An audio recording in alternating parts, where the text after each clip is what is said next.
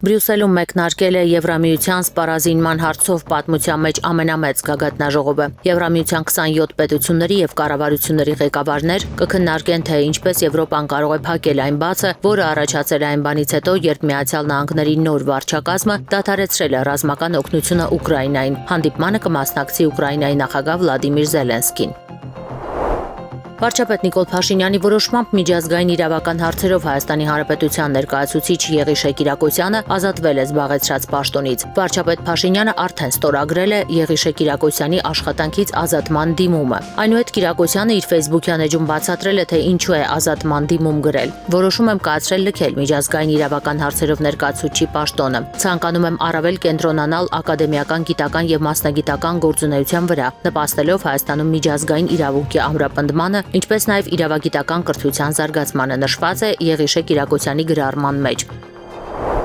Երևանի ընդհանուր իրավասության քաղաքացիական դատարանը վարույթ է ընդունել Երևանի ավականու Մայր Հայաստան խմբակցության անդամ Գրիգորի Սկանդարյանի հայցադիմումը, որը դատի էր տվել քաղաքապետ Տիգրան Ավինյանի հորը Արմեն Ավինյանին օփելի վարորդներին վիրավորելու համար։ Իսկանդարյանը Արմեն Ավինյանից պահանջում է ֆինանսական խորհրդանշական 500,000 դրամ փոխհատուցում վիրավորանքի համար։ Օփելի վարորդներին վիրավորելու տեսանյութի տարածումից որոշ ժամանակ անց Տիգրան Ավինյանը ներողություն էր խնդրել, նշելով, որ հայրը պահի տակ նյարդի ազդեցությամբ է տգեղ խոսքեր ասել։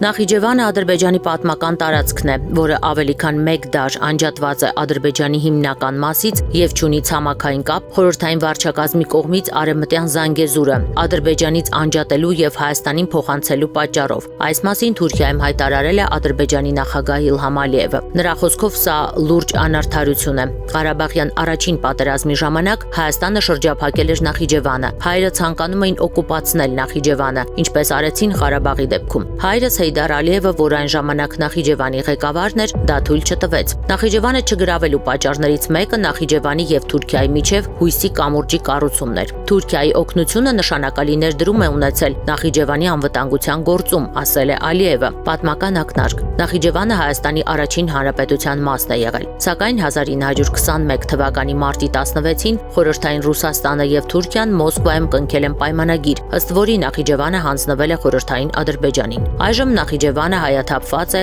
եւ բռնակցված Ադրբեջանի Հանրապետությանը։ Հայաստանի Հանրապետության պաշտպանության նախարար Սուրեն Պապիկյանը ընդունել է Հայաստանում Նիդերլանդների արտակարգ եւ լիազոր դեսպան Մարիկե Հարիետ Մոնրոյ Վինթերին եւ պաշտպանության հարցերով կցորդ փոխգնդապետ Էրիկ Վան Վուրենին։ Հանդիպման ընթացքում քննարկվել են պաշտպանության բնագավառում Հայաստանի եւ Նիդերլանդների միջև համագործակցության հնարավորություններին վերաբերող հարցեր։ Քննարկվել են նաեւ տարածաշրջանային եւ միջազգային անվտանգության առնչվող հարցեր։ Հայաստանի նկատմամբ ՀԱՊԿ պարտավորությունները մնում են ուժի մեջ, հայտարարել է ՀԱՊԿ գլխավոր քարտուղար Իմանգալի Տասմագամբետովը, նշելով, որ կազմակերպությունը կապեր է պահպանում Երևանի հետ։ Մենք աշխատանքային կապեր ենք պահպանում Երևանի հետ, եւս մեկ անգամ ընդգծեմ, որ Հայաստանի Հանրապետությունը մնում է դաշնակից եւ կազմակերպության պարտավորությունները երկրի նկատմամբ պահպանվում են։ Ինչ վերաբերում է ՀԱՊԿ-ի հետ համագործակցությունը վերսկսելու պատրաստակամության ազդակներին, ապա հարաբերությունների ձևաչափը չի փոխվել, մնում է նույնը, ասել է Տասմագամբետովը։ Հայաստանը 2024-ի փետրվարին հայտարարեց, որ սառեցնում է իր մասնակցությունը ՀԱՊԿ-ի միջոցառումներին, ապա հրաժարվեց իր բաժին ֆինանսավորումը հատկացնել այդ կառույցին, տևական ժամանակ չի մասնակցում համատեղ զորավարժություններին, հանդիպումներին, բայց պաշտոնապես չի դիմել ՀԱՊԿ-ից դուրս գալու գործընթաց սկսելու համար։ 2024 թվականի սեպտեմբերին վարչապետ Փաշինյանը հայտարարեց, որ ՀԱՊԿ սպառնալիքներ է ստեղծում Հայաստանի անվտանգության համար, հավելելով դրա համար է Երևանը սառեցրել իր անդամակցությունը այդ կառույցում։ Եվրամիությունում Հայաստանի ներկայացուցչությանը կից պաշտպանության հարցերով կցորդի հաստիք կստեղծվի։ Որոշման նախագիծը ընդգրկված է կառավարության նիստերի օրակարգում։ Հաշվի առնելով վերջին շրջանում պաշտպանական, անվտանգային եւ ռազմական ոլորտներում Բելգիայի եւ Եվրոպական միության հետ Հայաստանի համագործակցության էական զարգացումը, նախատեսվում է ՆԱՏՕ-ում Հայաստանի առաքելությանը կից պաշտպանական հարցերով կցորդին համատեղության կարգով Եվրոպական միությունում, ինչպես նաեւ Բելգիայի թագավորությունում Հայաստանի Հանրապետության պաշտպանության հարցերով կցորդ նշանակելը եւ հավատարմագրելը, ասված է որոշման հիմնավորումներում։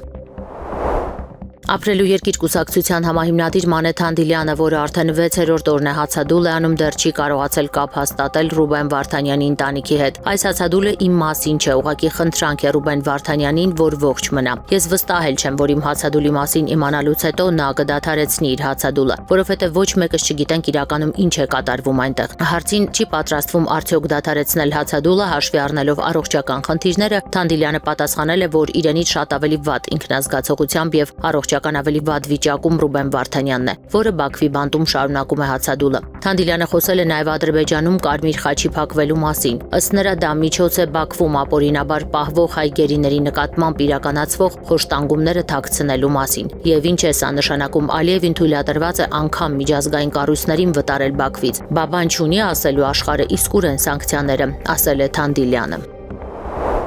Արցախի նախկին պետնախարար բարերա Ռուբեն Վարդանյանի միջազգային փաստաբան Ջարեդ Գենսերը պատասխանել է Հայաստանի վարչապետին։ Նա X-ի իր միկրոբլոգում նամակով դիմել է Փաշինյանին իր պաշտպանյալի եւ մյուս հայ գերիների ազատ արձակման հարցով։ Գենսերը ընդգծել է, որ Հայաստանի վարչապետի աշխատանքային պարտականությունն է կենտրոնանալ ոչ միայն մեկ անձի, այլև Հայաստանի Հանրապետության պետական շահերի եւ Հայաստանի քաղաքացիների շահերի վրա, այդ թվում համաչափորեն խելամիտ ձևով կենտրոնանալ նաեւ մեկ անձի խնդիրների լուծման վրա։ Անշուշտ հայ պատանները արժանի են նույնպիսի օգնության, ինչպիսին տրամադրում են մյուս կառավարությունները, այնպես չէ, գրել է Գենսերը։ Հիշեցնենք, հունվարի 17-ից Ադրբեջանում ընթանում է Արցախի նախկին ռազմաքաղաքական առաջնորդների գործով դատավարությունը։ Նախկին պետնախարար եւ բարերա Ռուբեն Վարդանյանի գործը քննվում է առանձին վարույթով։ Չնայած գործի նյութերը մյուսների հետ միավորելու նրա խնդրանքին, դատարանը որոշել է 422 հատորներից 400-ը դիտարկել առանձին։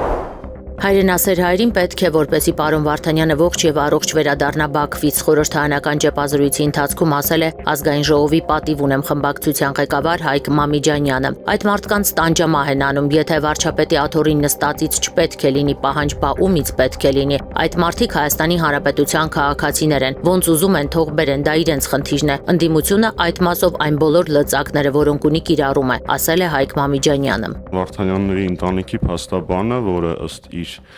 ներկայացրած տվյալների 20-ից ավել տարվա փորձ ունի նման գործընթացների, զարմանք էր արտահայտում, որ երբևէ չի տեսել մի երկրի կառավարություն, որը այսպես վարվի այս հարցում։ Սա ես մեջբերում եմ մասնագետի կարծիք, սա քաղաքական խոսույթ չի, սա մասնագիտական խոսույթ է։ Այսինքն, եթե կան մարդիկ, որոնք համարում են, որ ընդդիմությունն է միայն քննադատում, ոչ, միայն ընդդիմությունը չի, նաև մասնագետները, ընդ որում են մասնագետը, որ դրանով զբաղվում է այս պահին։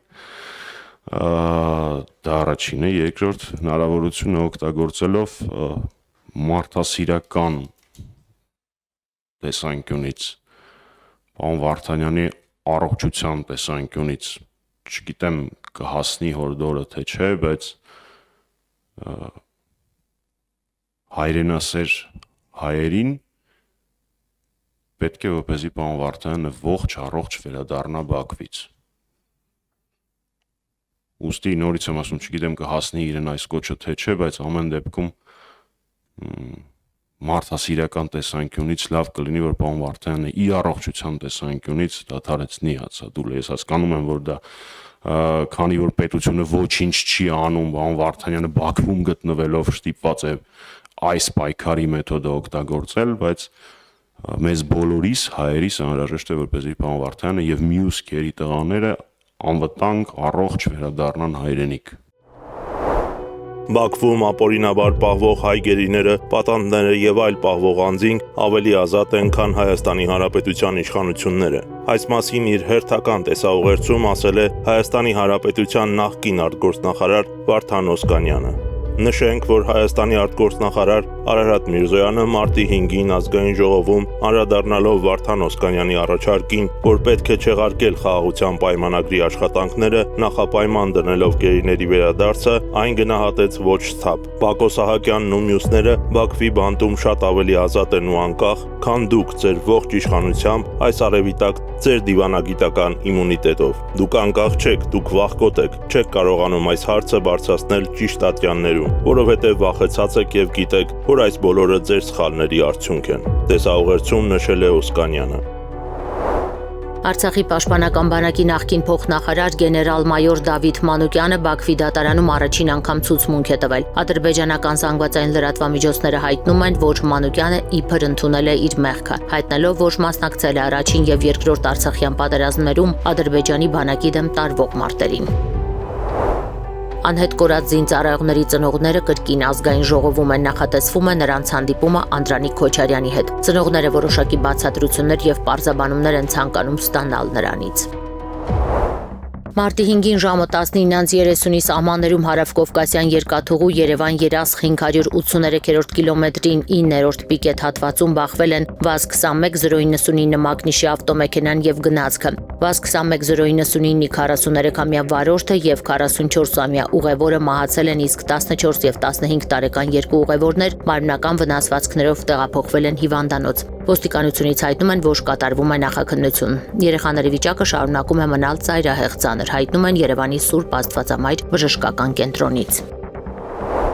Կառավարությունը մարտի 6-ին նիստում վարժական հավաքներ հայտարարելու մասին որոշում կայացրեց։ Ըստ այդմ հայտարարվել է պահեստազորի առաջին խմբի առաջին եւ երկրորդ կարգերում հաշվառված շարքային, ենթասպայական եւ սպայական կազմերի պահեստազորայինների վարժական հավաքներ 2025 թվականի ապրիլի 1-ից մինչեւ հունիսի 13-ը ներառյալ։ Սահմանվել է, որ վարժական հավաքները հայտարարվում են պահեստազորայինների ռազմական ունակությունների կատարելագործման, մարտական հերթապահության ներգրավման նպատակով։ Հայտարարված վարժական հավաքների ընթացքում յուրաքանչյուր քաղաքացի ներգրավվում է ոչ ավելի քան 25 օրացուցային օր ժամկետով։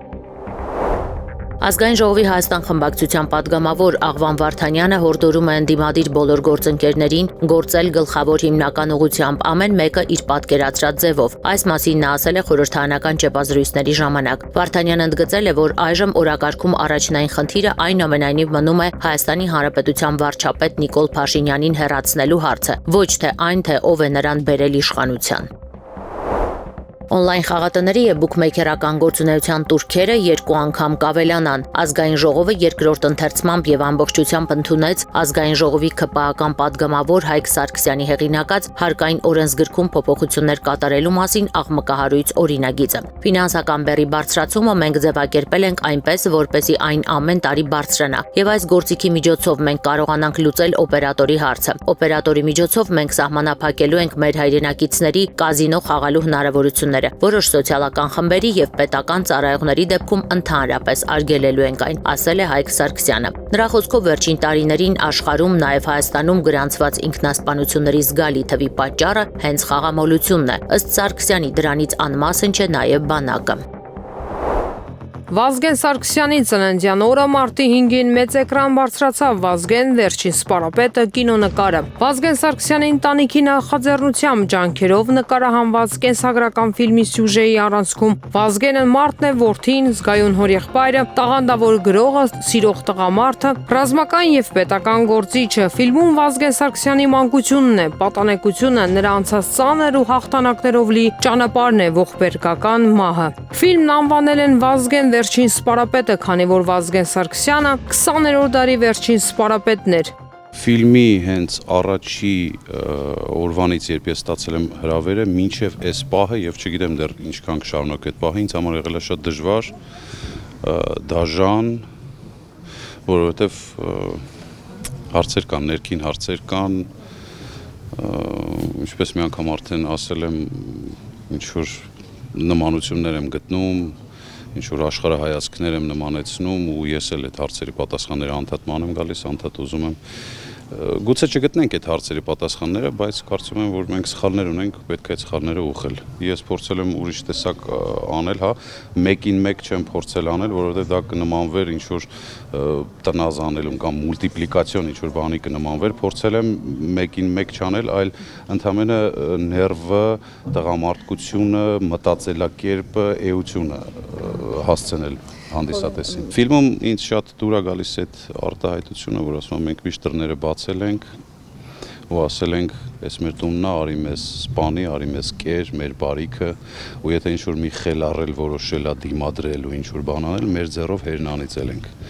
Երևի այդ միակ բանն է, որ ոչ թե կուզեի փոխվեր, այլ կուզեի չլիներ, Կուզեի ուրիշ տեսակ մի քիչ մենք մտածենք, որովհետև մենք մեզ շատ ենք թերագնահատում։ Այս վերջերս շատ եմ նկատում, կամ մենք մեզ թերագնահատում ենք շատ, կամ գերագնահատում ենք շատ։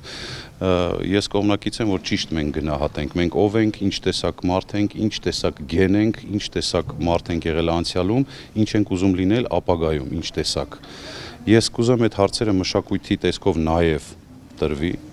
եւ հարցերը եւ լուծումները, որովհետեւ տեսողականն է, այս արվեստը ավելի շուտ է մարդկանց գրավում, քան դպրոցներում կամ, չգիտեմ, ինչ-որ հիմա մանավանդ երիտասարդներին ստիպես ինչ-որ բան կարդան։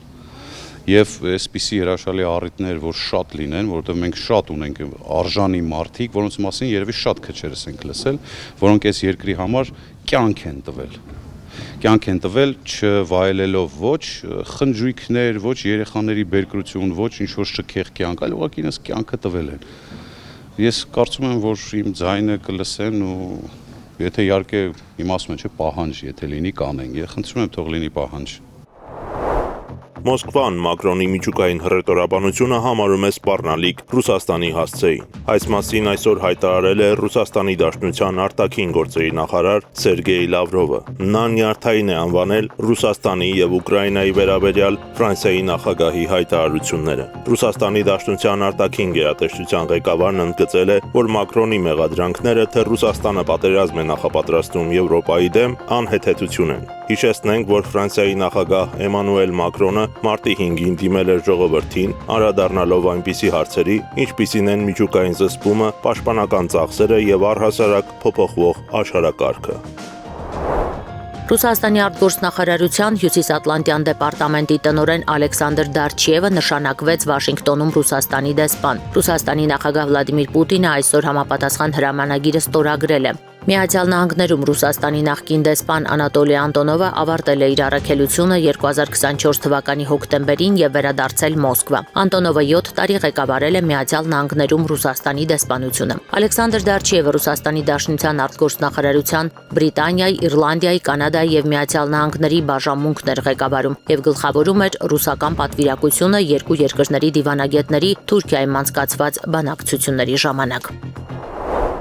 Լեհաստանի վարչապետ Դոնալդ Տուսկը տեսանյութ է տեղադրել, որում երևում են բռնված տղամարդիկ սահմանապահ ծառայության աշխատակիցների ուղեկցությամբ։ Նրանց ինքնաթիռ են նստեցնում, տեղեկացնում է լեհական ՓԱԲ գործակալությունը։ Վտարումները սկսվել են, մենք փաստացի քշում ենք վրացական հանցախմբերին, ոչ թե խոսքով, այլ գործողություններով, գրել է Տուսկը։ Լեհաստանի ներքին գործերի փոխնախարար Վեսլավ Շչեպանսկին վստահեցրել է, որ Լեհաստանը չի հանդուրժի որևէ մեկին, որը երկիր կգա հանցագործություններ կատարելու համար։ Նա տեղեկացրել է, որ արդեն սկսվել է օտարերկրացիների վտարման ընթացակարգը, որոնք հարկադրման մեջ են մտել օրենսդրության հետ։ Վրաստանի 17 քաղաքացի Բալիցա օդանավակայանից ռազմական ինքնաթիռով լքել են Լեհաստանը սահմանապահ ծառայության աշխատակիցների ուղեկցությամբ։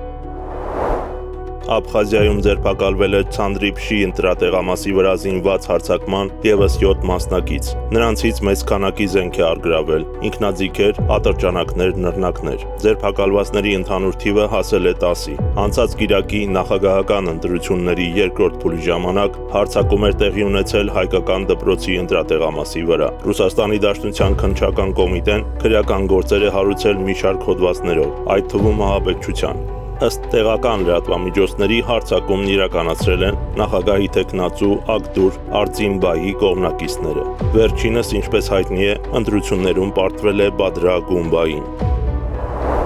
Նոր Զելանդիայի արտաքին գործերի նախարար Ուինստոն Փիթերսը հայտարարել է, որ աշխատանքից ազատել է Միացյալ Թագավորությունում իր երկրի ամենաբարձրաստիճան դիվանագետին, այն բանից հետո, երբ վերջինս հանդես է եկել Դոնալդ Թրամփին ուղղված քննադատող մեկնաբանություններով։ Բրիտանիայում Նոր Զելանդիայի գերագույն հանձնակատար Ֆիլ Գոֆը Լոնդոնում միջազգային հարաբերությունների Chatham House վերլուծական կենտրոնի կողմից կազմակերպված միջոցառման ժամանակ մեկնաբանություններ է հնչեցրել, որոնք կարծես կասկածի տակ են դրել Թրամփի կողմից պատմության ըմբռնումը։ Նա Ռուսաստանի հետ հարաբերությունները ապասառեցնելու ԱՄՆ նախագահի փորձերը հակադրել է երկրորդ աշխարհամարտի ժամանակ Մեծ Բրիտանիայի վարչապետ Ուինստոն Չերչիլի գործողություններին։ Միացյալ Նահանգների նախագահ Դոնալդ Թրամփը հույս ունի մինչև իր նախագահական երկրորդ ժամկետի ավարտը 2029 թվականը ավարտին հասցնել ամբողջ Միացյալ Նահանգներ-Մեքսիկա սահմանը ընդգրկող ֆիզիկական սահմանային պատի կառուցումը։ Նա մատնանշել է արհեստական բանականության տեխնոլոգիաները, որոնք թույլ են տալիս ճանաչել սահմանը հատել պատրաստվող մարդուն 2 մղոն հեռավորությունից 3.2 կիլոմետրից։ Ավելի վաղ Թրամփը հանձնարարել էր պաշտպանության նախարար Փիթ Հեքսեթին եւ ներքին անվտանգության նախարար Քրիստի Նոեմին ձեռնարկել բոլոր համապատասխան միջոցները տեղակայելու եւ կառուցելու ժամանակավոր եւ մշտական ֆիզիկական խոչընդոտներ Միացյալ Նահանգների հարավային սահմանի ամբողջական օպերատիվ վերահսկողությունը ապահովելու համար։ Իր պաշտոնավարման առաջին ժամկետում 2017-ից 21 թվականներին Թրամփը Միացյալ Նահանգների հարավային սահմանի երկայնքով կառուցել էր ավելի քան 450 մղոն կամ 720 կիլոմետր երկարությամբ նոր եւ փոխարինող պատ։ Ֆրանսիայի նախագահ Մակրոնը հայտարարել է, որ Ռուսաստանից բխող սպառնալիքի եւ Միացյալ Նահանգների քաղաքականության հնարավոր փոփոխությունների պատճառով նախաձեռնելու է քննարկում այն մասին, որպեսզի Ֆրանսիան որպես միջուկային տերություն երաշխավորի Եվրամիության մյուս երկրների անվտանգությունը։ Մակրոնը շեշտել է, որ միջուկային զենք կիրառելու որոշումը կմնա բացառապես Ֆրանսիայի նախագահի իրավասությունների շրջանակում։ Նա խոստովանել է, որ Միացյալ Նահանգները փոխել է իր դիրքորոշումը Ուկրաինայի պատերազմի վերաբերյալ։ Մակրոնն ասել է. «Հուսով եմ Միացյալ Նահանգները կմնա Եվրոպայի դաշնակիցը եւ ընդգծել, որ պետք է ուժեղացնի համաեվրոպական պաշտպանությունը։ Ֆրանսիայի նախագահն ընդգծել է ՆԱՏՕ-ին անդամակցելու երկրի հավատարմությունը, սակայն հավելել է, որ Եվրոպայի ապագան չպետք է որոշվի Վաշինգտոնում կամ Մոսկվայում, եւ ընդգծել, որ Եվրոպան պատրաստ է մրցակցել եւ Միացյալ Նահանգների եւ Ռուսաստանի հետ։ Խոսելով ուկրաինական պատերազմի մասին Մակրոնն ընդգծել է, որ այն չպետք է ավարտվի Ուկրաինայի կապիտուլյացիայով եւ չպետք է խաղաղություն կնքվի ցանկացած գնով։ Ըստ Մակրոնի Ռուսաստանը վտանգ է ներկայացնում ոչ միայն Ուկրաինայի, այլև Եվրամիության երկրների համար, նշելով, որ Ռուսաստանի Դաշնությունը շարունակում է հզորացնել իր բանակը։ Ֆրանսիան կշարունակի հետախուզական աջակցություն ցուցաբերել Ուկրաինային, չնայած Վաշինգտոնի կողմից Կիևին հետախուզական տեղեկատվության փոխանցման դադարին։ Այս մասին վստահեցրել է Ֆրանսիայի պաշտպանության նախարար Սեբաստիան Լեկորնյուն։ Լեկորնյուն կարծում է, բրիտանացիների համար դժվար կլինի ինչ-որ կերպ լրացնել այդ բացը Ուկրաինայի համար Միացյալ Նահանգների հետ ծերտ համագործակցության պատճառով։ Դոնալդ Թրամփը մեկ ամսով կազատի Կանադայի եւ Մեքսիկայի ավտոարտադրողներին 25% մաքսատուրքերից, քանի որ դեռ նրանք հետևում են ազատ առևտրի գործող կանոններին։ Միևնույն ժամանակ Միացյալ Նահանգների նախագահը հստակեցրել է, որ չի չեղարկում Կանադայի եւ Մեքսիկայի նկատմամբ սահմանած մաքսատուրքերը, որոնց միջոցով փորձում է ճնշում գործադրել այդ երկրների վրա, ուժեղացնելու ֆենտանիլի մաքսանենգության կանխումը։ Ըստ հանրային տեսանելի տվյալների Միացյալ Նահանգներում առգրավված ամբողջ ֆենտանիլի միայն 0.2%-ն է երկիր մուտք գործում Կանադայի սահմանից, մինչդեռ թմրանյութի մեծ մասը Միացյալ Նահանգներ է մտնում հարավային սահմանից։ Կանադան պատրաստ է նվազեցնել Միացյալ Նահանգների կողմից մաքսատուրքերի սահմանման դիմաց ձեռնարկված պատասխան քայլերը, եթե Թրամփի վարչակազմը չեղարկի իր կողմից սահմանած մաքսատուրքերի մի մասը, Reuters-ին հայտնել է կանադական կառավարության աղբյուրը։ Қырғызստանը Տաջիկստանի հետ սահմանի սահմանագծման շրջանակում փոխանակել է այն տարածքները, որտեղ պարբերաբար կոնֆլիկտային իրավիճակներ են առաջացել, հայտարարել է Қырғызստանի նախագահ Սադի Ժապարովը։ Ժապարովի խոսքով հողատարածքները, որոնք փոխանակել են երկրները, կամ անկլավներ են, կամ շախմատաձև դասավորված են սահմանի երկայնքով։ Ինչպես հավաստիացրել է Қырғызստանի նախագահը, Տաջիկստանի հետ սահմանի հարցը ընդմիշտ լուծված է։ Թող ամեն ինչ ավարտվի եւ այն ժամանակ կասենք։ Այն ժամանակ պատմությունը կդատի մեզ։ Համոզված եմ, որ նա մեզ կտա գերազանց գնահատական, ընդգծել է նախագահը։ Қырғызստանի եւ Տաջիկստանի միջև պետական սահմանի երկարությունը մոտ 980 կիլոմետր է։ Դրա սահմանագծման շուրջ բանակցությունները շարունակվում են 2002 թվականի դեկտեմբերից։ Տաջիկստանը մնացել է վերջին հարևան պետությունը, որի հետ Қырғызստանը մինչ այժմ չէր կարողացել լուծել բոլոր սահմանային խնդիրները։ Թուրքիան ու Ադրբեջանը խաղաղության կայունության կողմնակից են։ Անկարայում տեսակոնֆերանսի ձևաչափով անցկացված Իգդիժ-Նախիջևան գազատարի բացման արարողությանը այսպիսի հայտարարություն է արել Թուրքիայի նախագահը։ Հիշեցնեմ, Ալիևը նախորդին է ժամանել Անկարա, ապա Թուրքիան ու Ադրբեջանը գործարկել են Իգդիժ-Նախիջևան գազատարը։ Էրդողանը հայտարարել է, որ նախագիծը կապահովի Նախիջևանի էներգետիկ անվտանգությունը։ Ալիևը իր հերթին հավելել է, թե համատեղ իրականացվող էներգետիկ նախագծերը նաև ճանապարհ են հարթում տրանսպորտային խոշոր նախաձեռնությունների իրականացման համար։ Զելենսկին իր երեկոյան ելույթում ասել է, որ Կիևն ու Վաշինգտոնը աշխատում են նոր հանդիպման վրա։ Զելենսկու խոսքով ինքը դրական արդյունքներ է ակնկալում արդեն հաջորդ շաբաթվա սկզբին։ Այսօր մեր թիմերը Ուկրաինան եւ Միացյալ Նահանգները սկսել են աշխատել հանդիպման վրա։ Ելույթ ունեցան Անդրեյ Երմակը եւ Մայքլ Վալցը դրական տեղաշարժ կա։ Մենք հուսով ենք, որ հաջորդ շաբաթ կտեսնենք առաջին արդյունքները, նշել է Զելենսկին։ Ուկրաինան ակտիվորեն պատրաստվում է մարտի 6-ին կայանալիք Եվրամիության գագաթնաժողովին։ Ռուսական զորքերը հրթիռակոծել են Կրիվոյ Ռոգը, հայտնել է Դնեպրոպետրովսկի շրջանային պետական վարչակազմի ղեկավար Լիսակը։ 3 մարդ զոհվել է, առնվազն 30-ը վիրավորվել։ Ուկրաինայի նախագահի գրասենյակի ղեկավար Անդրեյ Երմակը հայտնել է, որ հրթիռները հարվածել են հյուրանոցին, խոսքը Ցենտրալնի հյուրանոցի մասին է։ Արտակարգ իրավիճակների պետական ծառայությունը հայտնել է, որ հարվածից հետո հյուրանոցում հրդեհ է բռնկվել։ Ավերվել է 5 հարկանի շենքի աստիճանավանդակը։ Փրկարարները դեպքի վայրում են, չի բացառվում, որ փլատակների տակ դեռ մարդիկ լինեն։ Տեղի իշխանությունների խոսքով Կրիվոյ Ռոգում հրթիռային հարվածի հետևանքով նաև 14 բազմաբնակարան շենք, մշակութային հաստատություն, 12 խանութ եւ 2 տասնյակ ավտոմեքենաներ են վնասվել։ Դոնալդ Թրամփը սպառնում է ոչնչացնել Համաս խմբավորմանը, եթե վերջինս անհապաղ չվերադարձնի իսրայելցի պատաններին եւ չհանձնի մահացածների մարմինները։ Սա վերջին նախազգուշացումն է, ասել է Միացյալ Նահանգների նախագահը։ Դիմելով Համասի ղեկավարությանը Թրամփը ընդգծել է. «Ժամանակն է լքել Գազան, քանի դեռ ունեք այդ հնարավորությունը»։ Իսկ Գազայի բնակիչներին, ըստ Միացյալ Նահանգների նախագահի, գեղեցիկ ապագա է սպասվում, բայց ոչ պատաններ վերցնելու պարագայում։ Խելացի որոշում կայացրեք, հիմա ազատեք պատաններին կամ ստիպված կլինեք ծանր գին վճարել։ Գազայում դեռ մոտ 60 իսրայելցի պատանդ կա։ Ենթադրվում է, որ նրանցից մոտ կեսը մահացած է։ Զինադադարի առաջին փուլով գերիների դիմաց Իսրայելը իր բանտերից ազատ է արձակել մոտ 2000 պաղեստինցի բանտարկյալների, այդ թվում ահաբեկչության համար դատապարտվածների։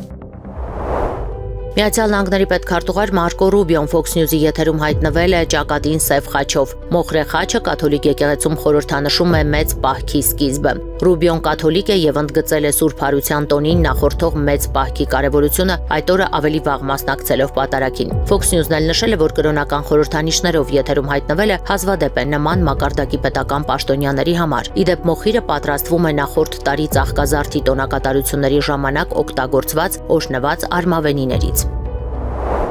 Հարավային Կորեայի ռազմական օդուժի F-16 կործանիչը սխալմամբ 8 ռումբ է գցել քաղաքացիական շենքերի վրա, ինչի հետևանքով կան վիրավորներ։ Դեպքը տեղի ունեցել կրակի կիրառմամբ զորավարժությունների ժամանակ։ F-16 կործանիչը յուրաքանչյուրը 225 կիլոգրամ քաշով MK-82 ռումբերը արձակել է զորավարժության տարածքից դուրս։ Ռումբեր ընկել են տների եւ եկեղեցու վրա։ Վիրավորների թիվը 15-ն է։